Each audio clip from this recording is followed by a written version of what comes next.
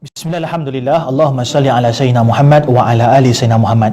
Ini adalah mesej kecemasan daripada bumi Gaza, Palestin kepada semua yang memahami tutur kata saya, baik anda berada di Malaysia, Brunei Darussalam, Indonesia ataupun Singapura dan seluruh orang-orang di dunia ini. Sahabat-sahabat, bermula dengan sebuah artikel ditulis oleh David Hughes, seorang jurnalis daripada Middle East Eye yang telah dipetik oleh Al Jazeera tentang keadaan COVID-19 yang berada di Palestin, Gaza. David Hughes mengatakan bahawa di Gaza hanya ada 40 ward ICU yang beroperasi, sedangkan sekarang sahabat-sahabat di Gaza ada 10 orang yang berhadapan dengan penyakit COVID-19 dan di Palestin ada seramai 110 orang. Yang lebih memarahkan lagi, keadaan apabila orang-orang Palestin ini bersama-sama berkongsi dengan orang-orang Israel ataupun Yahudi. Israel dan juga Yahudi sekarang ini mereka berhadapan dengan penyakit ini lebih banyak.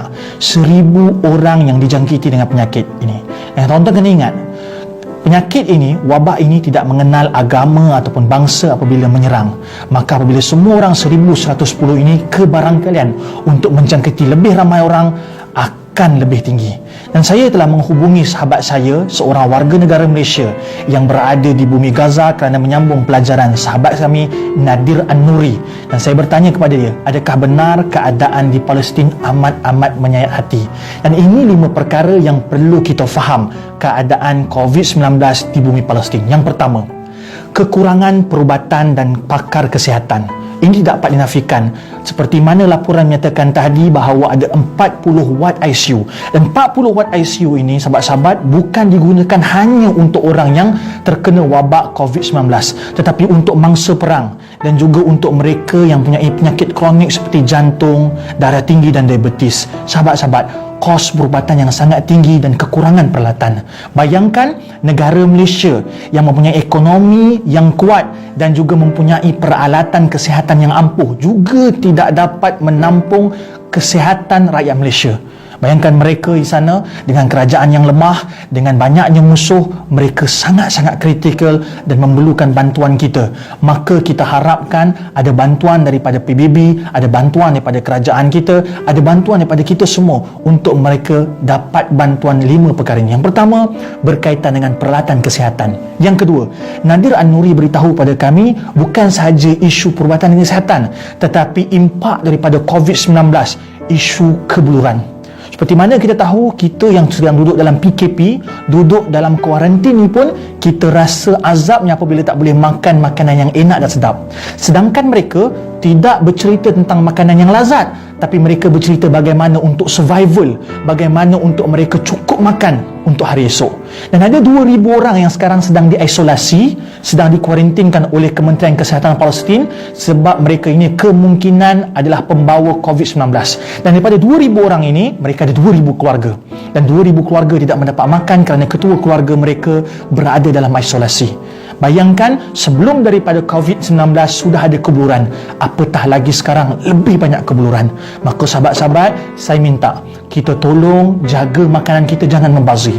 Jangan beli makanan sehingga kita terpaksa terbuang. Saya melihat banyak roti-roti yang kita buang kerana apa? Kerana kita tidak menjaga makan dan minum kita dalam keadaan musim PKP ini.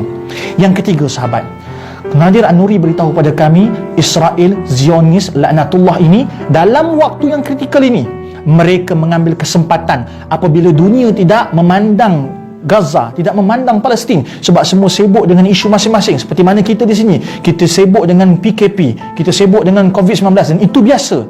Tetapi dalam keadaan ini, mereka dengan jahatnya merobohkan rumah-rumah yang berada di Gaza. Mereka tidak berhenti untuk menzalimi walaupun dalam keadaan wabak ini sedang kemuncak. Jadi sahabat-sahabat, saya minta untuk kita semua ambil langkah. Apakah langkah yang kita nak? Yang keempat, tolong share video ini, tularkan video ini, viralkan video ini supaya semua orang mendapat mesej ini. Supaya apabila semua orang dapat mesej ini, kita dapat bersolidariti untuk saudara kita yang berada dalam kesusahan. Kesusahan kerana perubatan, kesusahan kerana kebuluran dan kesusahan kerana dizalimi oleh orang-orang yang membenci mereka, yakni Zionis. maka viralkan cerita ini, viralkan video ini kepada semua orang agar mereka mengetahui cerita ini. Apabila setelah viral, mari kita bersolidariti dengan mendoakan mereka. Jangan lupa doakan negara kita, jangan lupa doakan Nusantara ini, Malaysia, Indonesia dan semua orang agar selamat pada wabak. Tapi jangan lupakan doakan saudara se-Islam kita yang jauh di sana, yakni Palestin. Yang kelima sahabat, saya telah berhubung dengan Nadir An-Nuri untuk kita mengumpulkan bantuan.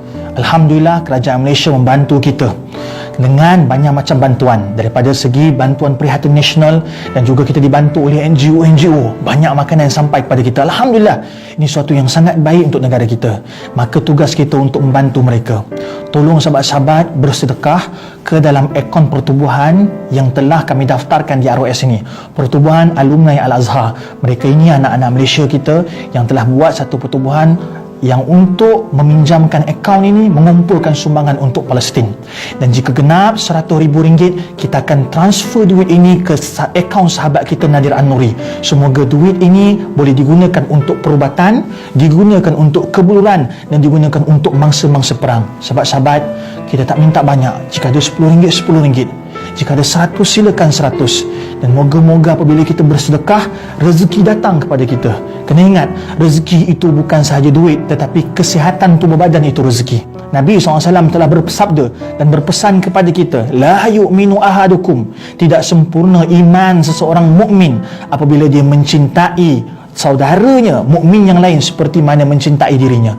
Maka inilah waktu di mana untuk kita tunjukkan bahawa kita ini sempurna iman. Maka bersedekah niat kepada saudara kita yang berada di Palestin dan moga-moga mereka selamat. Sahabat-sahabat, seperti mana pesan para ulama bahawa orang yang bersedekah mendapat pahala, mendapat kemuliaan, mendapat syurga. Dan yang kita hari ini mengharapkan dijauhkan daripada wabak, bencana dan penyakit atas berkat sedekah. Sedekahlah sahabat-sahabat, apa jua jumlahnya kami terima. Jika ada dermawan di luar sana yang mahu menerima RM100,000, tafadhal sahabat. Dan kalau mampu kita bagi lebih, kita bagi lebih. InsyaAllah kami mengharapkan video ini sampai ke setiap hati rakyat Malaysia tanpa kira agama dan bangsa. InsyaAllah.